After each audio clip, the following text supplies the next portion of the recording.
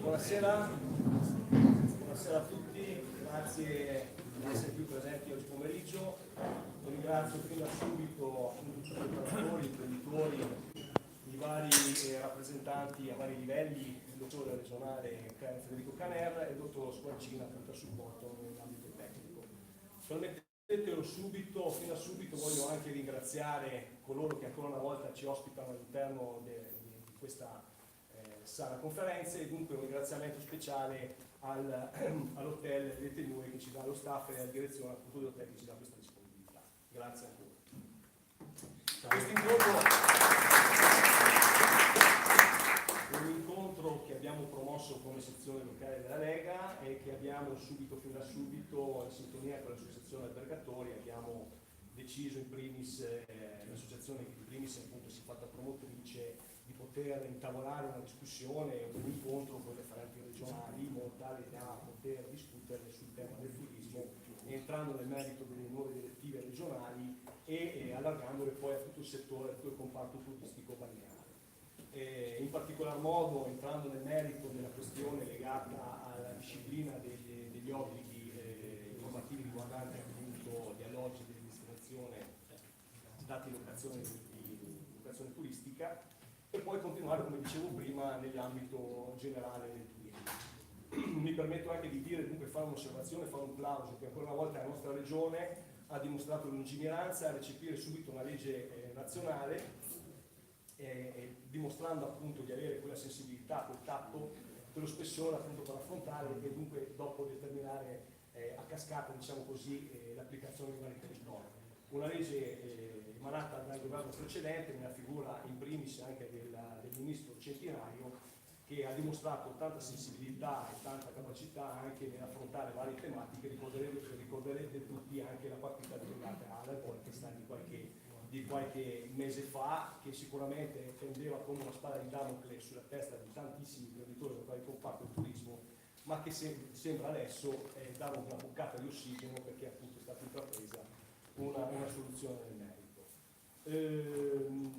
Non voglio neanche dilungarmi più di tanto, penso e credo che questa sia un'opportunità importante per l'intero settore di poter affrontare oggi pomeriggio appunto insieme con i rappresentanti delle varie categorie, soprattutto con l'assessore regionale, la possibilità appunto di affrontare e di sviscerare un po' di tematiche riguardanti il tema in questione, ma soprattutto la problematica del comparto. Io mi fermo qua, vorrei dare la parola subito al presidente dell'associazione albergatori locali, Giuliano Bosco Cegion, che appunto si è attivato insieme con me a fare questo. Grazie.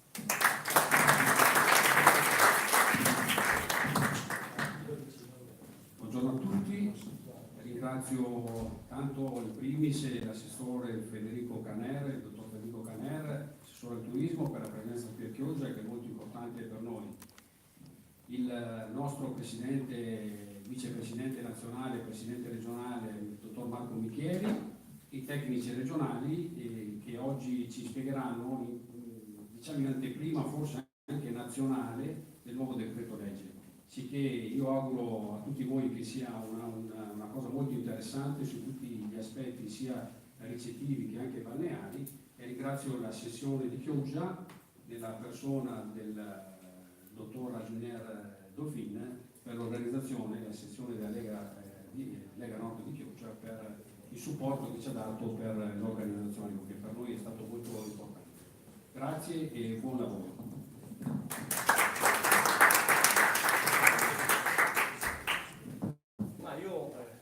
Farei subito partire l'assessore Federico Caner in modo tale da cominciare il merito. Grazie, buonasera a tutti innanzitutto. Io desidero ringraziare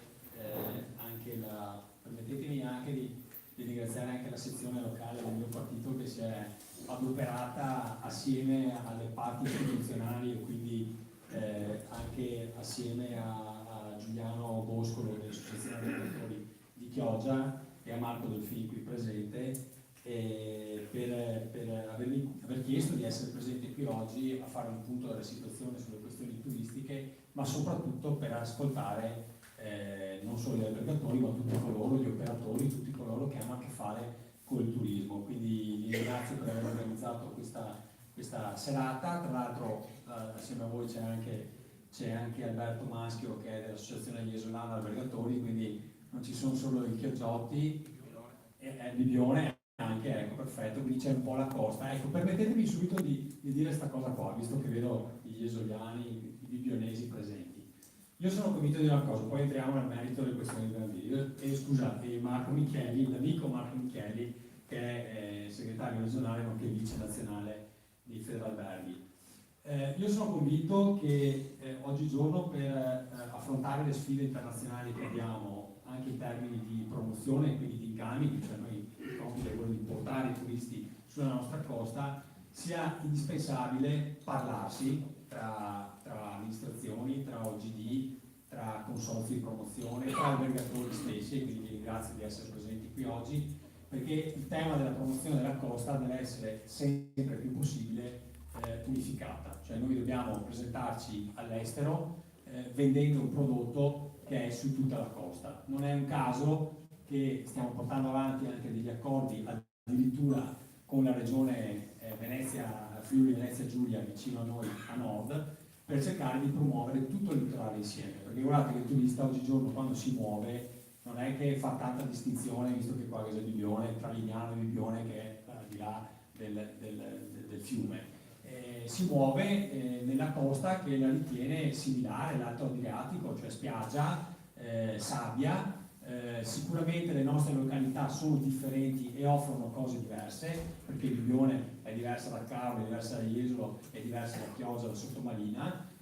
Ognuna ha delle particolarità sulle quali possiamo spingere, ma bisogna anche lavorare sul fatto che un giorno, una volta il turista può andare in una località, l'anno successivo in un'altra, perché la cosa su cui noi dobbiamo lavorare è il servizio, cioè i servizi, dare sempre un qualcosa di diverso, un servizio che deve essere tra l'altro sempre di qualità, perché lo sapete meglio di me, non possiamo più competere sul tema del prezzo. Se noi facciamo battaglie sul tema del prezzo siamo già morti in partenza, perché con Micheli ragioniamo sempre di queste cose qua. Se io vado a guardarmi anche i dati turistici anche quest'anno, gli ultimi 2 anni, siamo un po' in sofferenza, sembrava peggio di quella che era, nel senso che dopo siamo riusciti anche a recuperare, però è ovvio che quando mi riparto nei mercati internazionali, mi riparte l'Egitto, mi riparte la Turchia, la Grecia che quest'anno è partita forte, ma anche la parte balcanica, adesso va di moda il Kosovo, quell'area lì, ti fanno dei pacchetti turistici da 600 euro integrati con hotel 4 stelle e volo aereo compreso, è ovvio che è difficile competere, è molto difficile competere sul prezzo. Noi dobbiamo competere sui servizi, sulla qualità, sul fatto per esempio di avere, come abbiamo cercato di portare avanti anche, grazie anche a Micheli, ma a tutti coloro che hanno collaborato, alle ODG, alla conferenza dei sindaci del litorale. Abbiamo messo in piedi il tema per esempio del turismo inclusivo sulle spiagge, cioè ci siamo inventati questa cosa di dire aiutiamo anche le persone che hanno delle difficoltà, delle disabilità o che hanno anche delle difficoltà sanitarie, perché ci sono persone che possono avere anche delle difficoltà da questo punto di vista magari anche temporanee e che hanno bisogno di avere un servizio.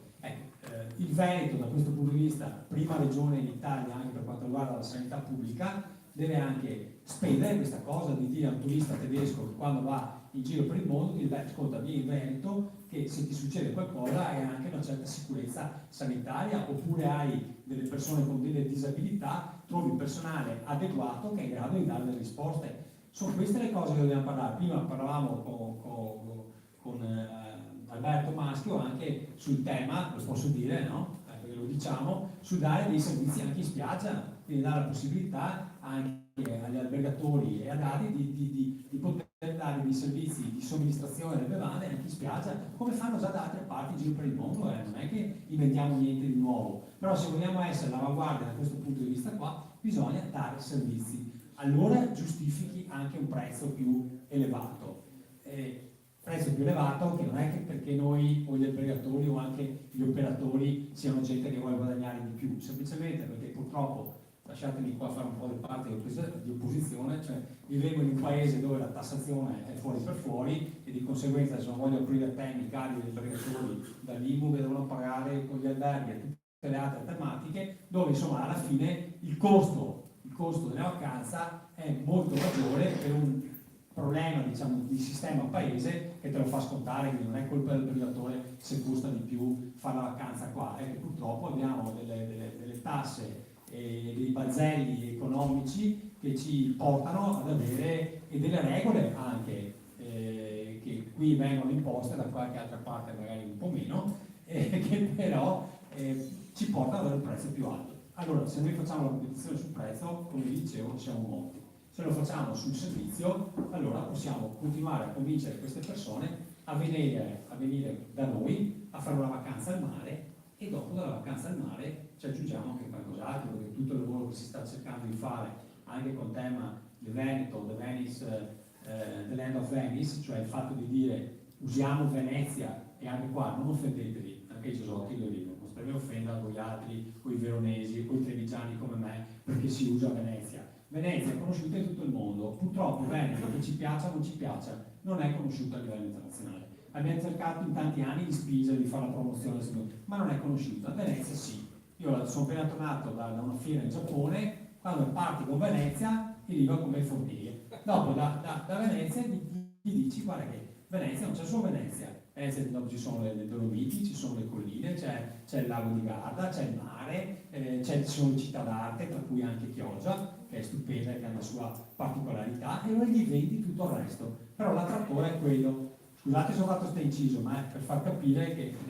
Venezia viene utilizzato su questo. Non è che si lavora per portare il turismo a Venezia, anzi Venezia non ha bisogno di turismo in questo momento, anzi lì abbiamo bisogno in realtà invece di gestire i flussi turistici, perché di troppo turismo si può anche morire se non è gestito bene. Quindi noi dobbiamo usare Venezia come attrattore per poi spalmarlo sul territorio e vendere tutti i prodotti turistici che stiamo facendo. Io sono particolarmente felice del fatto che grazie anche ai fondi ok, i Porfese, siamo riusciti a fare 3 azioni importanti. Poi arriviamo al tema della serata, che è quello che vi interessa anche di più, e diciamo dove volevamo concentrarsi, che è il tema del codice identificativo. Ci arrivo, ma permettetemi di fare una piccola premessa, dove utilizzando i fondi europei abbiamo fatto 3 azioni importanti in questi anni. Uno, abbiamo investito circa 45 milioni di euro nel turismo, grazie ai fondi europei. Fondi europei che, attenzione, non sono solo europei, sono anche regionali, nel senso che una parte di soldi li mettiamo noi come regione, l'altra parte li mette l'Europa. Cos'è la cosa bella? Che abbiamo fatto una scelta politica a inizio legislatura e abbiamo detto ogni milione che mette la regione ne portiamo a casa 6 dall'Europa. Quindi a fronte di un 90 milioni di euro che ha messo la regione Veneto, ne abbiamo portati a casa 600 dall'Unione Europea, su varie azioni di investimento, tra cui anche il turismo. Sul turismo 45, dove sono andate? 3 azioni: start-up d'impresa, quindi gente che vuole creare nuove aziende e creare posti di lavoro sul turismo, quindi che si inventano cose nuove legate al turismo, quindi creano un'azienda, però mi devono creare l'azienda, farla nuova per creare posti di lavoro, perché questo l'Europa ci chiede. Qui il finanziamento al fondo perduto è il 50% da parte della regione per chi crea questo. Secondo, reti di prodotto, reti di impresa e prodotti. Anche qua sono nate in Veneto in questi anni 18 reti di imprese nuove, cioè imprenditori che si mettono insieme, che creano un prodotto turistico. Io faccio sempre l'esempio, tanto per farlo capire, dopo uno può fare qualsiasi prodotto turistico. Se uno ha fantasia che se lo inventa, bene, ma tanto per fare quello più banale, cicloturismo. Oggigiorno sta funzionando molto il tema della bicicletta, soprattutto la bicicletta pedalata assistita, quindi elettrica, che sta funzionando un po' dappertutto, perché permette un po' a tutti di poter andare in giro, anche a chi non è allenato. Qui ci sono delle reti di impresa che sono partite, sono messe insieme, quindi una parte degli albergatori, o anche non albergatori, ma gente che forniva camere da dormire, assieme per esempio al meccanico che aggiusta la bicicletta, assieme a quello che affitta la bicicletta, assieme a quello che fornisce l'abbinamento per andare in bicicletta, assieme a quello che dà da mangiare alla gente lungo la pista ciclabile opportunamente attrezzata. Tutti questi sono messi insieme e hanno creato un prodotto locale, prodotto che potete fare anche qua, anche a Chioggia, che può essere anche un litorale che parte da Chioggia e sale, diciamo, lungo la dorsale per attraversare, per arrivare a Venezia e per andare oltre. Quindi cose che si possono realizzare anche qua. c'è chi l'ha fatto, si è messo insieme, ha preso il finanziamento a fondo perduto del 50% e ha creato un prodotto. Può essere il cicloturismo, come può essere il giro, invento un'altra roba che può essere interessante, il servizio della barca a vela che può partire da Chioggia e fare tutta la costa, collegato magari alla bicicletta. Cioè adesso io sto sparando, ognuno si inventa, non so, il compito mio è quello di creare le condizioni per cui l'imprenditore crei il prodotto e faccia girare. Però, tanto per farvi un esempio, ne sono partite 18 di queste. Per esempio a casa mia nel Trevigiano, nella parte alta, è partito il progetto Prosecco Hills, dove praticamente si vanno a prendere i turisti direttamente all'aeroporto quando arrivano, gli fanno fare un giro e là, assieme agli albergatori, tra il posto dove dormire, giro cantine, enogastronomia, visita siti UNESCO, tutte queste cose qua, hanno creato il prodotto. Questa per esempio è una roba, secondo me, che a Chioggia si potrebbe fare. Non ditemi a me come, io vi lancio dove abbiamo inserito e modificato questo benedetto codice identificativo. Cos'è questo codice che adesso andiamo a spiegare? Allora faccio una piccola premessa anche qua sul tema. Attenzione che la Regione Veneto non ha, questo lo dico anche per i tanti amici presenti, che in sala so che c'è una platea variegata, quindi ci sono albergatori, ma giustamente c'è anche persone che provengono da altri settori, dall'extra-alberghiero. Allora, la Regione, per la Regione sono fondamentali tutti coloro i quali fanno accoglienza e danno posti letto. Quindi la Regione ha fatto un'iniziativa che non è contro qualcuno e a favore di qualcun altro, ma è un'iniziativa che secondo noi è giusta per mettere tutti sullo stesso piano e per evitare l'illegalità in sostanza. Quindi noi crediamo che l'extraalberghiero sia un settore fondamentale, perché ci sono i turisti che vogliono andare all'albergo, perché se i turisti dicono che deve crescere la qualità non è solo dell'albergatore, ma Michele me lo ricorda sempre, ma deve crescere la qualità anche di chi affitta l'appartamento o di chi ha il bed and breakfast o di chi ha l'agriturismo, per esempio. E questa norma non nasce contro nessuno, perché qui chi è in regola viene rispettato e agevolato tutti. Cosa fa il codice identificativo? Evita che succedano delle cose spiacevoli che sono purtroppo successe. Negli ultimi anni il tema della locazione turistica è cresciuta a dismisura, non soltanto in Veneto, non soltanto in Italia, ma a livello mondiale. Il problema è che non è stata normata, non è stata gestita. Quindi noi abbiamo persone che affittavano gli appartamenti tramite i canali telematici senza nessun controllo. È su questo che la Regione ha puntato i fari, non sull'affitto dell'appartamento, del bed and breakfast o dell'agriturismo attualmente già in regola. Su questo, guardate, la Regione è a sostegno e, ripeto, promuove tutte le fattispecie. Quello che noi non possiamo più permettere è l'illegalità pura. Per quale motivo? Perché? Perché chi mi affitta un appartamento fuori regola, il primo lo fa in nero, tanto per parlarsi chiaro, ma questo è un tema che potrebbe anche, come Regione Veneto, interessarmi, diciamo, vagamente, perché sicuramente le tasse sono tasse nazionali, però mi interessano due cose. Uno, che chi affitta in nero non paga la tassa di soggiorno, quindi non pagando la tassa di soggiorno non dà i soldi al comune, il comune quale poi dovrebbe investire, anche qua si apre una parentesi, Presidente, che qualche comune investe, qualche comune la tassa di soggiorno non la usa tanto per il turismo, ma la usa per altre robe. Quando versiamo questo capitolo, se no non finimo più, però diciamo, comunque il tema della tassa di soggiorno è una tassa che dovrebbe andare a servizio dei turisti. Terzo, non viene indicato alle autorità competenti chi va in quell'appartamento, e questo è fondamentale, perché un albergatore o anche chi affitta in regola un appartamento o un bed and breakfast, un agriturismo, quando ha una persona che viene a dormire nel proprio alloggio deve denunciare alla questura la presenza, cioè dire chi è, quanti giorni sta, da dove proviene. Ecco. Chi lo fa con i canali telematici attualmente, prendo Airbnb, ma non è solo, attualmente non lo faceva. Quarta cosa, non mi comunica i dati statistici. Quindi io non so, a me mancano circa un 30% di persone, forse anche di più, tutto scorcina, che non sappiamo essere presenti sul territorio. Quindi ovviamente io ho i dati statistici che non sono reali, perché in realtà in Veneto mi manca tutta una parte che è sommerso e di cui io non sono a conoscenza. Quindi il codice identificativo cos'è che va a fare?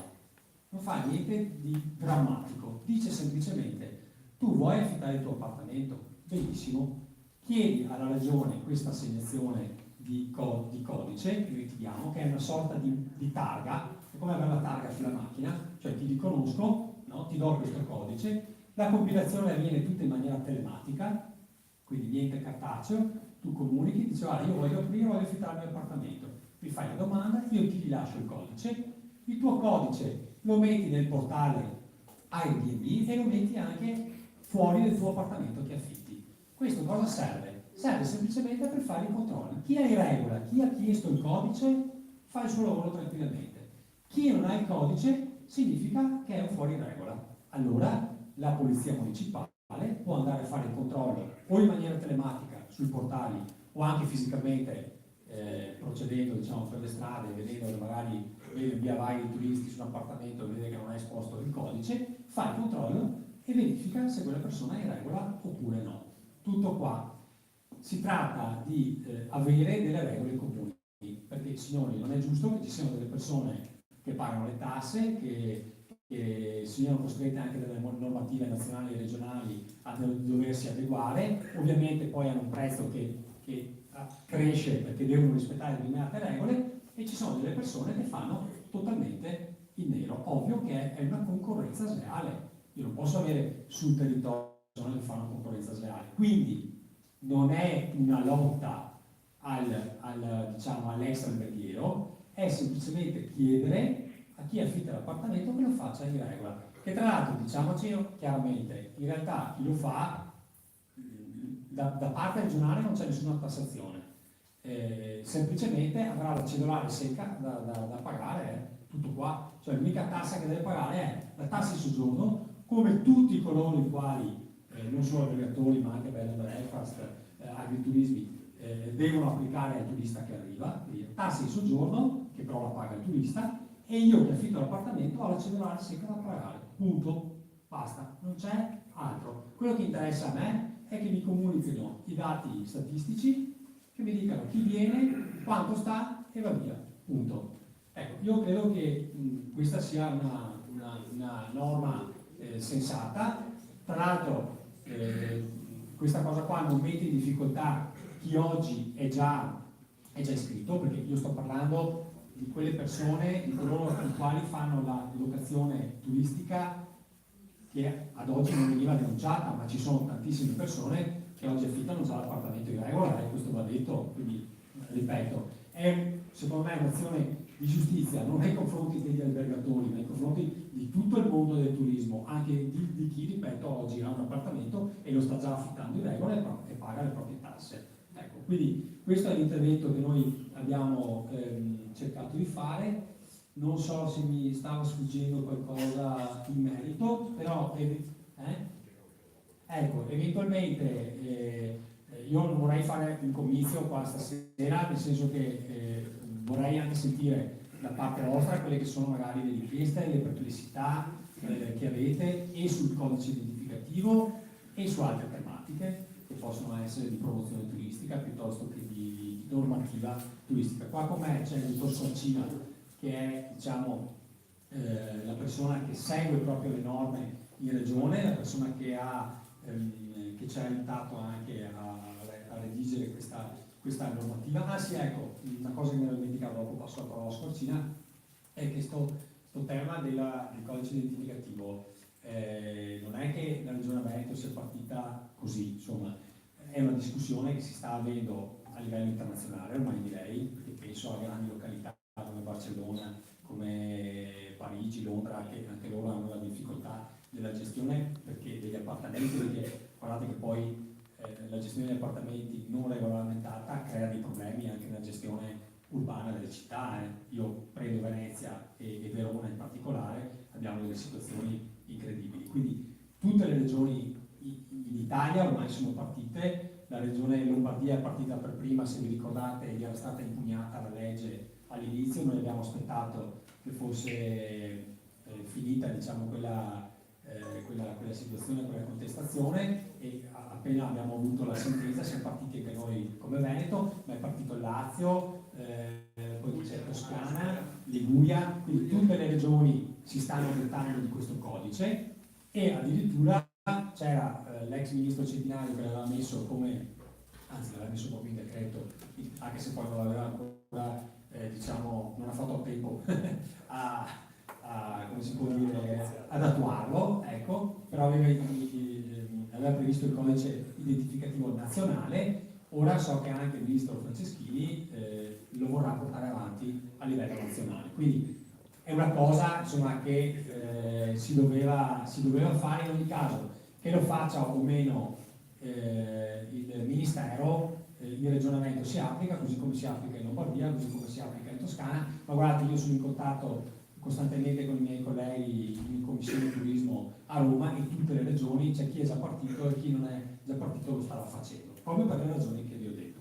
Ora io lascerei magari la parola al dottor Scorcina che va proprio nel dettaglio, quindi che vi spiega esattamente anche come si fa per avere questo codice, quali sono anche le sanzioni, perché attenzione, qua abbiamo aumentato le sanzioni perché in passato c'era chi continuava a lavorare abusivamente, perché la sanzione che davamo era talmente bassa che c'era chi continuava vedi Venezia o vedi il caso Verona, c'era chi gestiva anche migliaia di appartamenti. Quindi vedete, c'è questo problema qua, che io a volte parlo con qualcuno che affitta l'appartamento e, come si dice in Veneto, mi fa anche peccato perché magari se la signora Maria, che tante volte discutiamo con Micheli, che ha l'appartamento in più, che si va a sacchi, che serve per fare l'arrotondamento della pensione, e sembra che ci sia un accanimento. Guardate che non è più così, ci sono società che si sono organizzate che gestiscono anche migliaia di appartamenti, cioè prendono gli appartamenti di ogni singolo e la gestiscono come fossero un'agenzia vera e propria, quindi non è più la signora di per sé che si gestisce la singola località, oppure come era il bed and breakfast, no? Che nasceva con la filosofia di dire ho la casa grande, ho 4 camere da letto, se sposo i fiori io va via, io ho una camera, mi rimangono 3 camere libere, nelle altre 3 faccio il bed and breakfast, ricevo i turisti e faccio la colazione. Il bed and breakfast nasce così. Dopo c'è chi si è inventato di utilizzare il nome bed and breakfast e fare 10, 12, 15 camere. Questi sono tutti fuori regola. Cioè chi si chiama bed and breakfast ha 3 camere più la quarta che è la sua, dove vive dentro, dove ha la residenza nell'alloggio, dove dà la colazione servita lei alla mattina, la signora Magnia che si sveglia e gli dà la colazione ai turisti presenti, ma possono essere 3 camere col massimo di 12 posti letto, se non sbaglio, vero? Quindi 4 per camera al massimo. Questo è il vero bed and breakfast.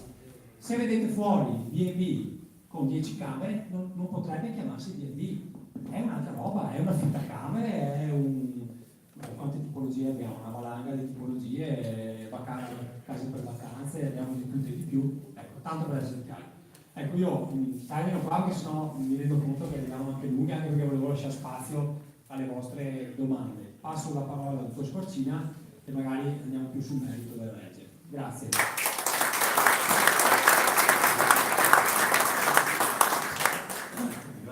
Per questa introduzione. Io vado un po' sul tecnico, diciamo subito che intanto noi nel Veneto abbiamo il nostro codice identificativo regionale, non aspettiamo il codice identificativo nazionale perché faccio una battuta, Roma è la città eterna e ha i suoi tempi, appunto, e noi partiamo intanto come veneti con quello che già abbiamo trovato, sia quello come ha detto l'assessore, la modifica dell'articolo 27 bis della legge regionale 11 2013, abbiamo fatto il regolamento, il numero 2 del 2019, adesso mancano soltanto un paio di decreti attuativi che usciranno a breve, ma voglio appunto spiegare brevissimamente le 3 novità. Prima novità, d'ora in poi con la nuova procedura i nuovi locatori potranno comunicare la locazione turistica, cioè dire chi è il locatore, quante sono le camere, quanti posti letto, il periodo di apertura, lo potranno fare solo compilando sul sito della regione, del turismo, area operatori per intenderci, i dati loro direttamente. Questo ha un doppio vantaggio. In primis è vendita appunto, cioè si troveranno già un modulo già da stampare compilato già informaticamente, e nella banca dati regionale ci saranno già questi dati, quindi evitiamo da una parte il rischio di errori quando, come c'era fino adesso, gli uffici provinciali, prima regionali, poi dovevano copiare il cartaceo e inserire, e secondo chiaramente si riducono i tempi.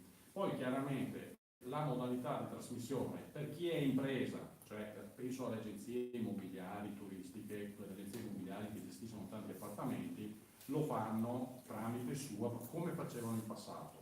Lo stesso i locatori turistici che invece non sono impresa possono farlo tramite, appunto, inviandolo all'indirizzo della regione con documento scannerizzato identità o firmato digitalmente. Quindi su questo sono trasmissioni, non cambia niente, cambia la modalità di inserimento. Questo poi comporta anche un altro vantaggio, una banca dati a cui daremo accesso ai comuni, e qua la nostra direzione informatica ci sta aiutando, stiamo lavorando per dargli l'accesso. In via provvisoria continueremo, come abbiamo sempre fatto adesso, a dare tutti i dati su una tabella Excel. Quali sono questi dati? Chiaramente il nome e cognome del locatore, l'indirizzo, il numero civico dei vari appartamenti, e chiaramente in questo caso appunto vedremo anche il famoso codice identificativo dell'appartamento, che fino adesso non c'era.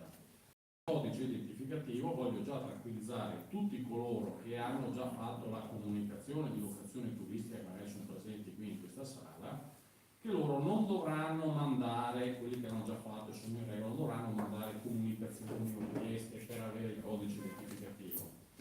Semplicemente loro sono già abilitati ogni mese con delle credenziali nella cosiddetta procedura di rilevazione statistica a caricare gli arrivi e le presenze. Cioè loro per esempio a novembre caricheranno, entro il 10 novembre, quelli non chiaramente al mare ma in altre zone, chiaramente le presenze turistiche che hanno avuto nel mese di ottobre, città d'arte, anche Chioggia e città d'arte. E quindi questi nel momento in cui accederanno adesso a novembre alla procedura di rilevazione statistica, vedranno per ogni appartamento, perché sarà assegnato automaticamente alla nostra direzione informatica che sta facendo questo lavoro in questi giorni, vedranno il famoso codice identificativo. Cosa bisogna fare con questo codice identificativo? Come già scritto nel regolamento e l'ha già spiegato l'assessore, il locatore dovrà semplicemente esporre su una targa il codice identificativo e, se si pubblicizza sui portali di prenotazione ricettiva, Airbnb piuttosto che altri, nello spazio della schermata del portale, dove appunto c'è la possibilità di descrivere l'alloggio, dovranno inserire questo codice. Perché questo? Come ha spiegato l'assessore, questo è un modo per chi ha comunicato regolarmente la propria locazione turistica, intanto di far conoscere al turista che lui è uno che è in regola e che ha comunicato alla pubblica amministrazione la sua attività, ma soprattutto aiuta molto i comuni, la polizia locale, a individuare gli abusivi. Sono stato recentemente a un convegno a Schia Delegata proprio sul tema dell'abusivismo nel settore ricettivo, con degli interessanti interventi di esponenti della polizia locale. E oggi, come diceva il comandante della polizia locale di Verona, internet è il nostro migliore informatore, perché grazie a internet e incrociando i dati che si trovano su questi portali di prenotazione con altre tipologie di dati che hanno i comuni, riescono anche a individuare più facilmente gli abusivi. In pratica, se il comune, guardando sul portale, vede delle locazioni che non hanno il codice, chiaramente concentrerà le sue indagini su quelli che non hanno il codice. Voi direte, però se qualcuno si mette a copiare il codice identificativo di un altro, sì, perché comunque siamo un paese, siamo la culla del diritto, ma anche la bara a volte, insomma, non fanno tutta. Chiaramente i comuni avranno dalla regione chiaramente l'elenco di tutti i codici identificativi con i relativi indirizzi e i relativi locatori. Su questo punto, perché siccome purtroppo ci sono anche i furbi, noi abbiamo raddoppiato le sanzioni, per cui chi non comunica assolutamente la locazione turistica verrà multato fino a 6.000 euro, esattamente per mettere sullo stesso piano di chi fa il B&B abusivo, per esempio, che la sanzione era fino a 6.000 euro.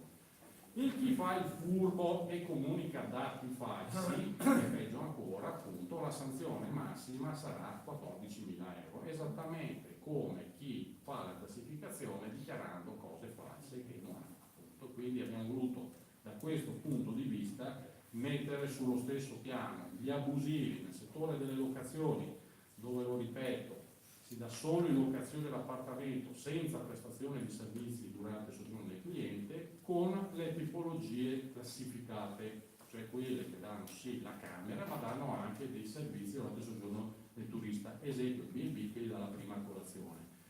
Questo perché noi in Italia abbiamo un cattivo rapporto con le norme, cioè quando uno comincia a parlare di leggi, di norme, subito la multa, la sanzione, eccetera. Sì, però c'è anche l'aspetto multa-sanzione, però dobbiamo vederlo, come ha anche accennato l'assessore, in modo costruttivo, perché la Regione ci tiene tanto a sapere i dati delle locazioni turistiche come si tiene di qualsiasi altro tipo di struttura ricettiva. Perché appunto i dati che abbiamo, di quelli regolari parlo, abbiamo per quanto riguarda le locazioni turistiche, quelle regolari comunicate sono oltre 45.000, quelli ripeto che non danno servizi durante il giorno del turista. Le altre strutture, quelle classificate, sono 6.000, cioè alberghi, ostelli, B&B e via discorrendo. Cioè questo sopra darvi un ordine di grandezza. Certo è che la capacità ricettiva è diversa.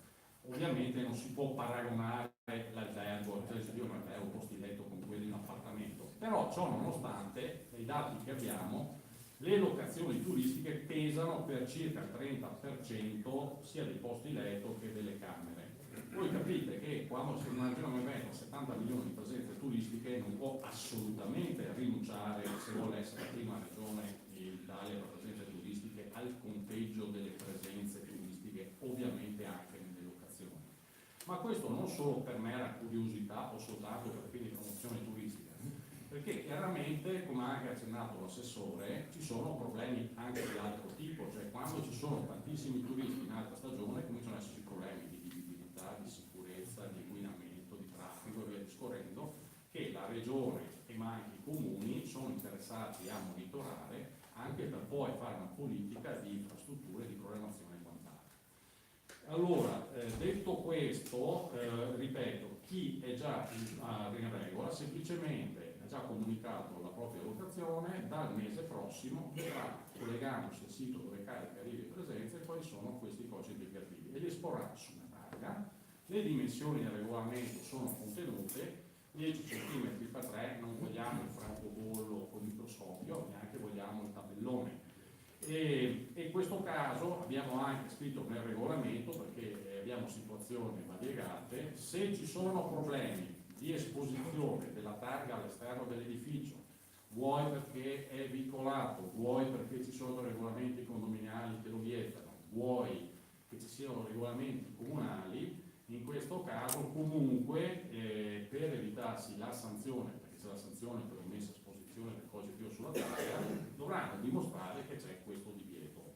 Chiaramente poi nel caso condominiale, nel caso peggiore del condominio che dice no, voi non potete porre targhe di nessun tipo all'ingresso esterno, comunque all'interno del condominio c'è sempre l'obbligo di mettere la targa, anche per evitare poi il turista di girovagare in mezzo alle scale del condominio suonando campanelli a tutte le ore della notte, neanche fossero testimoni, dicevo, domenica mattina, appunto, e questi qui appunto almeno devono sapere qual è la locazione turistica, l'alloggio della locazione turistica. Questo ai fini della trasparenza. È anche un servizio che facciamo al turista, cioè non è la targa solo per la polizia locale, ma anche per il turista, perché purtroppo succede anche questo. Ecco, io per il momento mi fermerei qui perché non voglio neanche annoiarvi, voglio giustamente anche dare la parola agli altri partecipanti. Grazie. Marco.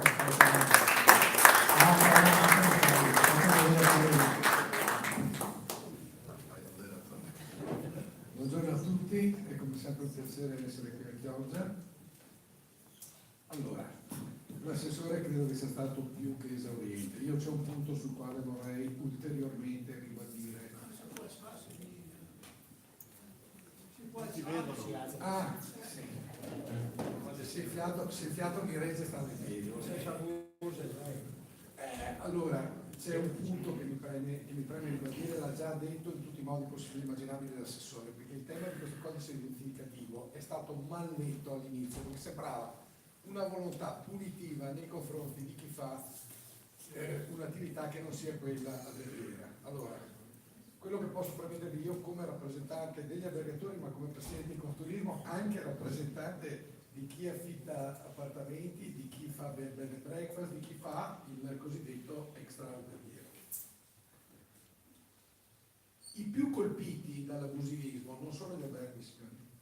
Il più colpito è chi affitta regolarmente, paga le sue tasse, è in regola, comunica, fa tutto quello che va fatto per essere appunto in regola e viene colpito dall'abusivismo, cioè da quello che prende l'appartamento, e dopo apro il penoso capitolo del Mario che ha 800 appartamenti in affitto in Italia.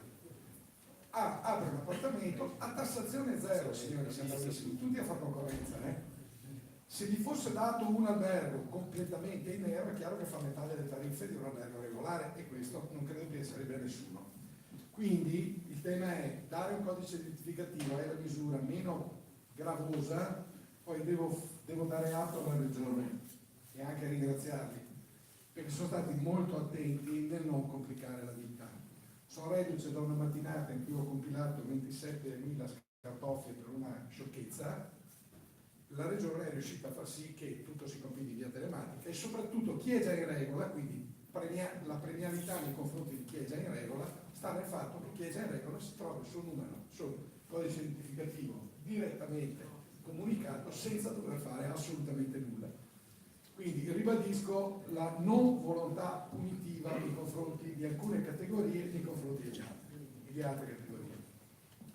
E dovete considerare una cosa, questo mi corre l'obbligo sempre di dirlo quando sono fuori da Venezia o fuori da Verona, per esempio, che sono due città che soffrono fortissimamente questo fenomeno. Anche la mia Bibione, devo dire, lo soffre, più di altre località. Qui a Chioggia la situazione, per come ce l'ho rappresentata io, è di una località che ha grandissima parte, quantomeno, grandissima parte in regola. Il presidente Boscolo Cegioni dice sempre, ma da noi a Chioggia sì, c'è qualcuno, ma non è quel generalizzato.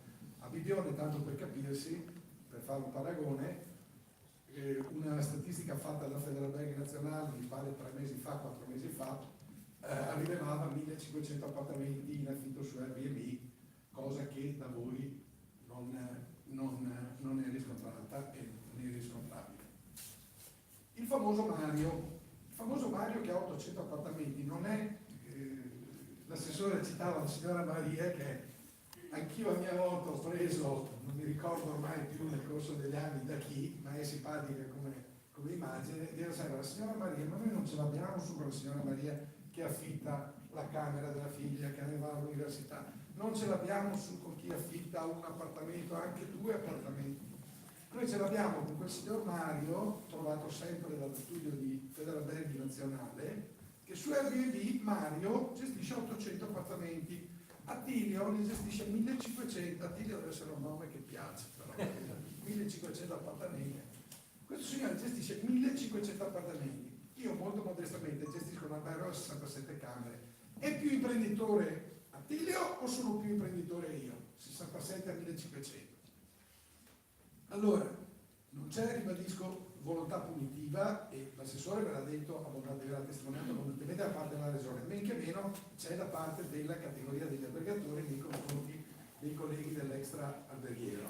C'è volontà, ma anche da parte dei colleghi dell'extra alberghiero, peraltro, perché chi è in Federalberghi Extra, chi è dentro le associazioni albergatori ce l'ha chiesto a vivissima voce, anzi ce l'ha chiesto molto di più, devo dire sinceramente, chi è nel settore dell'extra alberghiero rispetto a chi è nell'alberghiero, chiarezza e pulizia. Pulizia perché, ripeto, uno che 2 appartamenti uno di fronte all'altro, uno in regola, uno non in regola, uno mette in saccoccia alla fine del mese 100, l'altro ne mette 50, e non è giusto. Essendo sullo stesso mercato, il motto di Federalberghi Nazionale è stesso mercato, stesse regole per tutti. le regole comuni a tutti non spaventano nessuno e aiutano una convivenza più civile e un esercizio del mestiere di accoglienza del turismo molto più organizzato e molto più civile. Mi ero dimenticato una cosa, manca Caore. Caore è giustificatissima, tutti i colleghi delle spiagge, parlo io ma so di avere delega abbondante a farlo, sono venuti a testimoniare la vicinanza a Chioggia oggi. Il presidente di Caore, poverino, dovrebbe 5:30, no, non è più sotto i ferri, è stato operato al naso e quindi non ha potuto venire e si scusa per questo, sarà per la prossima volta. Dati statistici, diceva l'assessore e lo ribadiva il dottor Squarcina. Il dato statistico serve a noi, non serve alla regione. Non è una fisima della regione Veneto sapere quanto cacchio di turisti vengono a Chioggia quest'anno. Serve sapere quanti turisti vengono a Chioggia quest'anno, perché il giorno in cui si andrà a discutere in altro assessorato se allargare o stringere la strada che porta a Chioggia, un conto è andare a dirgli vengono 2 milioni di turisti, un conto è dirgli vengono 4 milioni di turisti. Ora, se tenete presente che io molto spesso, se qualcuno mi ha già sentito, spesso mi scappa perché me lo chiedono, dice ma secondo lei la stima, anche quei giornalisti, secondo lei la stima del nero quant'è? E io azzardavo un po' titubante, altrettanto, cioè un 100%, ma sa, senza avere, cioè la stima del nero, signori, parliamoci chiaro, non può avere nessuno, no? Ingegnero. Lo è per definizione. E tremavo anche perché avevo sempre paura di trovare uno che diceva, cosa che ti dici? Sarà un 30%. La realtà è che tutti gli studi fatti scientificamente su questo fenomeno, e cito il CISET di Venezia, cito adesso non mi ricordo più, c'è un ente nazionale, che ha fatto uno studio, mi scuso, non mi ricordo il nome, la prossima volta ve lo scrivo, insomma, tutti questi studi che sono stati fatti in modo indubbiamente più scientifico del mio, che è nasometrico, parlano di da 240 a 300%. Voi capite che è un po' diverso andare dal presidente Zaia e dire, caro presidente, siamo una regione che fa 70 milioni di presenze turistiche. Il turismo è la prima realtà economica di questa regione. Cosa un po' diversa è andare a dire 7, 14, 21 e 28, 280 milioni di presenze turistiche. Allora voi capite che se vi si va a chiedere il raddoppio dell'aeroporto, beh forse c'è anche un senso. Se penso sempre alla mia Bibione che chiede da 20 anni il raddoppio della strada di adduzione, qualora il raddoppio delle presenze fosse nei fatti, insomma sarebbe anche più facile tenerlo, perché oggi è lo stesso. Il governare i flussi turistici, Chioggia non ne ha bisogno, Bibione, Jesolo non ne hanno bisogno, ma Venezia ne ha bisogno disperato. Io ormai amo Venezia come tutti voi, perché Venezia la amiamo tutti. Io a Venezia ormai vado contro l'assessore, giro i tacchi, neanche più il caffè bevo, perché mi dà fastidio girare per Venezia in quelle condizioni. Verona, lo stesso, è un po' acerbo, una situazione francamente insostenibile, e i flussi in queste città vanno governati. Uniamo quindi in un unico ideale circuito, e parlo del Veneto, ma giustamente il codice identificativo diventerà a breve nazionale. Parlo del Veneto, voi capite che ci sono delle realtà che più della vostra soffrono di queste tematiche, di queste problematiche, e la regione è chiamata a governare appunto una regione intera, non può fare una legislazione puntuale. Tu Chioggia sei virtuosa, tu Venezia non sei virtuosa, quale solito stacco l'applauso. Venezia tu non sei virtuosa, e allora ti faccio una legislazione a testante. Do atto e testimonio dell'impegno che c'è stato nel dare il minor fastidio possibile alle persone per bene. Ora, consentitemi la scivolatina ultima polemica per chi mi conosce, altrimenti.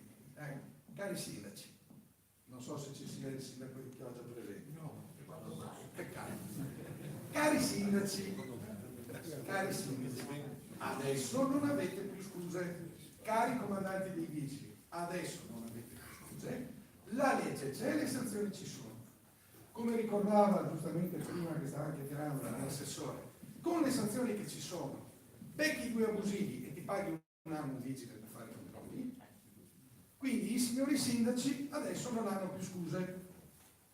C'è il sindaco di una delle località qua, non faccio nomi, che ha fatto controlli in 7 alberghi e in 3 appartamenti l'anno scorso, a farne dire una, avendone 30.000 circa di appartamenti.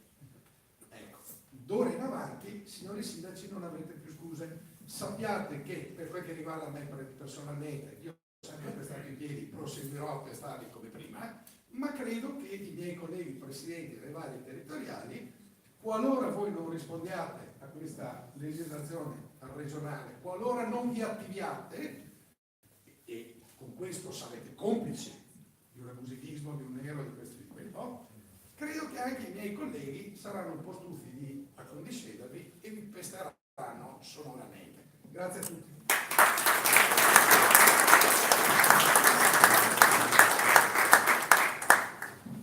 Ma io credo che questa ampia, diciamo così, discussione in merito alla presentazione appunto di questo nuovo regolamento, credo, se qualcuno ha da porre qualche domanda, qualche necessità, nel momento più opportuno. Io già detto, ma vieni qua. Renzo, che fa? Vieni qua.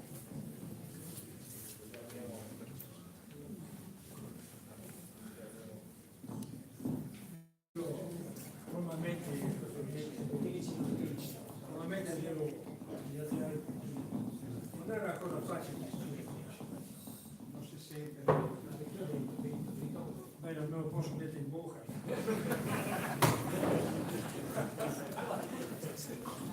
Facciamo il tentativo. Allora,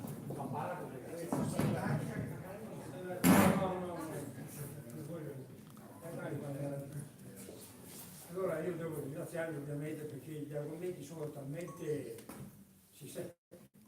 Io non direttamente parla con la voce perché il presidente era senza voce, il mio presidente era senza voce, diciamo che quello che mi preoccupa in questa città, e qua vicino di me è un consigliere comunale, ha fatto un accenno ai sindaci prima, il presidente della federazione, in maniera intelligente, perché non è che abbia accusato questo, tanto quell'altro, ma probabilmente è lui che guarda avanti, perché quello che può succedere può essere anche deleterio nei confronti di qualsiasi tipo di legge. Allora faccio un ragionamento. Se quando noi abbiamo, insomma, riusciamo a contattare il sindaco, in qualche maniera riusciamo anche a spiegare a questo sindaco e a chi di dovere che qualche volta si rischia di esagerare. In che maniera? L'urbanistica, che a Chioggia funziona, vedo che ci sono centinaia di gruppi che costruiscono. L'urbanistica non credo che abbia il sentore di avere una regolamentazione come si deve. Perché questo discorso, caro assessore? Perché, vedi, se ci sono parecchie realtà che nascono e crescono, e che di questo bisogna tener conto. Io ho fatto anche il presidente dei albergatori e devo dare adito al presidente Micheli e a Giuliano che si sono comportati in maniera perfetta, tenendo conto di quello che può essere l'esagerazione. Per esagerazione cosa intendo? A Venezia è già successo un fatto, che il sindaco di Venezia cosa ha deciso? Ha deciso improvvisamente di cassare tutte le attività extraalberghiere, giusto? Perché ha ritenuto opportuno di farlo. Io non vorrei che, lo faccio per esempio, per guardare più avanti, che succedesse la stessa cosa anche a Chioggia. Perché Chioggia vive già una realtà duplicata, triplicata, quadruplicata. Io sono un possessore, con rispetto delle regole, diciamo così, che mi mette in condizione di parlare con tanta tranquillità. Ho 3 bed and breakfast, ho 3 partite IVA, e il problema qual è? Primo, economico, lei ha accennato prima. Il secondo caso, che forse è anche il più importante, è quello del mantenimento, questo vale anche sugli alberghi, del mantenimento dei prezzi. Ci sono momenti in cui noi ci sentiamo in grande difficoltà. Non so se esistano regole, assessore, per mettere alla calma questo tipo di problemi. Perché il fatto che si esageri, che si crei tante attività, che si rilasciano moltissime licenze, può essere anche deleterio. Io guardo gli alberghi e in più momento sono preoccupato anche per gli alberghi, perché io qua sono tutti bed and breakfast, da cui sono proprietario anch'io. Ma quando seguo le regole, a me va bene, ma ci sono tanti che non seguono le regole, al di là del codice di questo e di quell'altro. Quelli ragazzi non li prendiamo mica facilmente, ci mettono in grande difficoltà. Una preghiera al mio amico qua, che faccia, come usa fare lui di solito, che faccia fare un po' di attenzione a questi problemi dell'urbanistica. Perché l'urbanistica è il termine principale per cui domani noi vediamo il futuro. Se non teniamo conto di come una città nasce e continua a nascere, noi siamo perdenti. Perché questo può succedere. Poi l'ultima cosa la dico, la città, caro, ha una preoccupazione grande, a parte il GPL, che è un problema gravissimo, che ogni volta sembra che da Marsiglia lo cacci una chioggia perché non sapevano dove metterlo sto GPL. Credo che la storia sia questa. Vabbè. Ecco, quindi è una questione abbastanza seria. Poi ci sono altre questioni. I famosi 12 milioni di container. A Roma è stato fatto qualcosa per fermare questo tipo di iniziativa? Un attimo, io dico quello che penso. È stato fatto qualcosa? Io ho avuto una sbiolinata, chiamiamola con il termine tecnico, per cui ho pensato che a Roma se ne stia un po' fregando, che ci siano delle volontà, non dico di che tipo, di qualsiasi tipo, le quali tendono naturalmente a dare vita a questo tipo di intervento. Quando c'è stato questo problema, io molto semplicemente, che sono un maniaco della strada litoranea, di congiungere gli ESLO, questo, tutti quanti noi, di farci congiungere in maniera molto concreta e quindi dando vita a tutta una serie di considerazioni. Ho detto, a me va bene il ponte, fra poco ci sono state storie di 6 anni, 7 anni per un ponte, per una roba d'altra, quando che la strada, al di là che arrivino, come si chiama il termine tecnico di questo, dei container se vogliono fare lì fuori a 2 chilometri, 2 milioni, V-Gate, bene, V-Gate, ecco, direi che le strade, ve lo dico qua, siano state attente, perché le strade lo devono fare